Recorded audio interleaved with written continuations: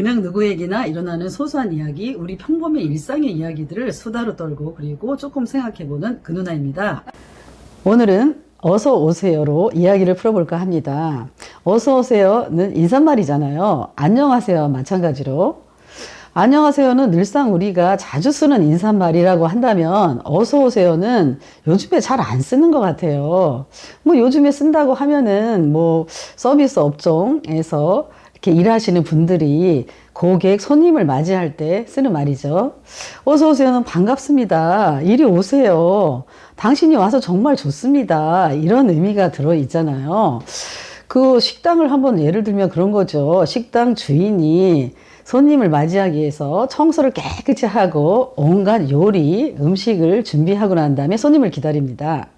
손님이 문을 열고 딱 들어오면 얼마나 반갑겠어요. 이분이 없으면 식당은 나는 죽음이잖아요. 그러니 온 몸을 다해서 얼굴에 화사한 미소를 지으면서 어서 오세요 라고 반갑게 맞이합니다. 어서 오세요. 빨리 오세요. 당신이 와서 너무 좋아요.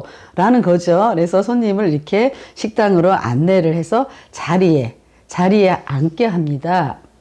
여기서 자리가 중요하죠. 자리. 우리는 누구나 자리가 필요하지 않아요? 앉을 자리, 누울 자리, 설 자리, 이런 자리가 있어야 됩니다. 몸뚱아리가 있기 때문에 자리가 꼭 필요한 거죠. 자리 얘기가 나왔으니 하는 얘기인데, 관공서라든지 이런 데 우리가 가면은 앉으라는 얘기 하지 않고 서서 이야기할 때가 있잖아요, 종종. 그럴 때는 기분이 조금 언짢아요.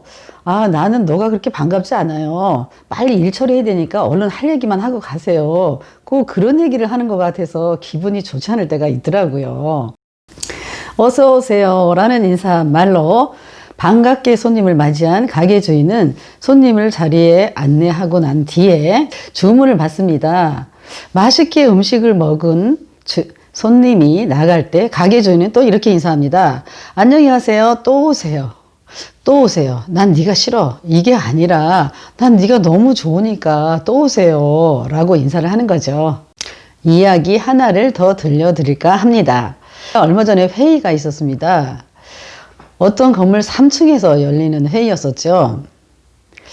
그 건물에 도착해서 현관 1층을 들어가려고 하는데 마침 저랑 같이 회의에 참석하기로 한 사람이 있더라고요. 그래서 가볍게 눈인사를 하고 그리고 계단을 올라서 3층으로 들어갔습니다. 3층에 어떤 방으로 들어갔습니다.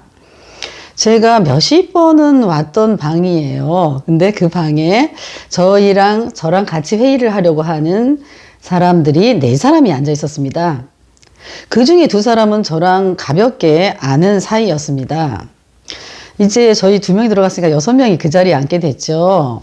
근데 회의를 바로 시작할 수는 없었어요. 그 회의를 주관하는 사람이 갑자기 급한 일이 있어서 30분 정도 늦게 온다고 했습니다. 그 30분을 저희 6명이 그 공간에 앉아 있었게 된 거죠. 그 자리에서 나머지 저를 제외한 5명은 서로가 잘 아는 사람이었던 것 같더라고요. 그래서 자기들끼리만 아는 얘기로 하하하 호호호 막 이렇게 웃으면서 이야기를 하더라고요. 제가 몇십 번도 더 갔던 그런 그 공간인데, 방인데, 근데 갑자기 그 공간이 낯설게 느껴지는 거예요. 그래서 저도 뭐 어떻게 할까 그러다 그냥 노트북을 켜놓고 그냥 제 일을 하고 있었죠. 그들은 나에게 말을 걸지 않고 자기들끼리만 아는 얘기를 하하하 호호호 웃으면서 좋아라 떠들었습니다. 약간 제가 이렇게 소외된 느낌 이런 게 들더라고요. 그러면 저한테 여러분들 그러시겠죠. 아이 쪼잔하기는 그럼 네가 먼저 말을 걸면 되잖아. 이렇게 이야기하실 수도 있겠는데 근데 그 사람들은 5명이고 전 1명이고 제가 또 이렇게 소심해서 그런지 먼저 나서서 그 이야기판을 주도하기가 쉽지가 않더라고요.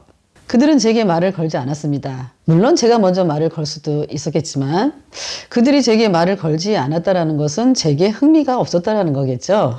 관심이 없었다는 거겠죠. 식당 주인처럼 꼭 필요한 사람, 자기에게 그런 사람이 아닐 수도 있었겠죠.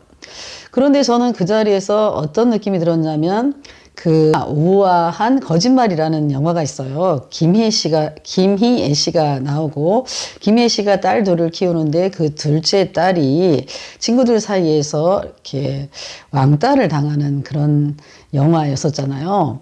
그런데 저는 그 자리에서 잠깐 그런 장면이 떠올랐던 거예요. 그 둘째 딸이 친구들에게 초대를 받아요. 생일 초대를.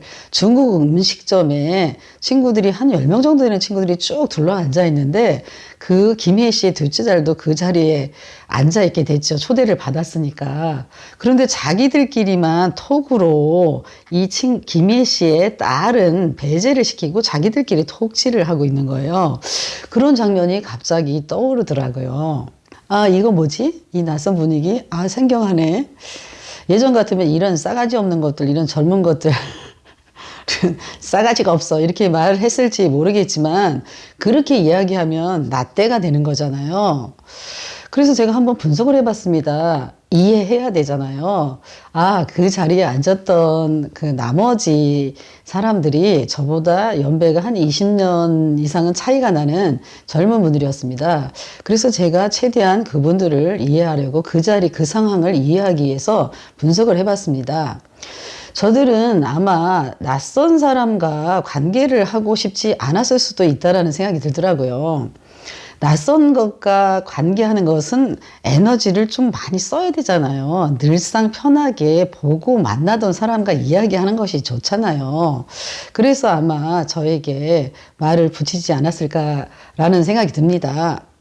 우리 때는, 나 때는, 그냥 여기서 나 때를 좀 얘기는 해야 되겠는데, 우리 때는 모르겠어요. 그 어떤 같은 공간에 낯선 사람이 있을 때 관심을 가지고 그에게 뭐 여러 가지를 물어보죠. 여러 가지 신상 정보, 뭐 이런 것들도 물어봐서 심할 때는, 아, 이거 너무 나의 프라이버시를 침해하는 거 아니야?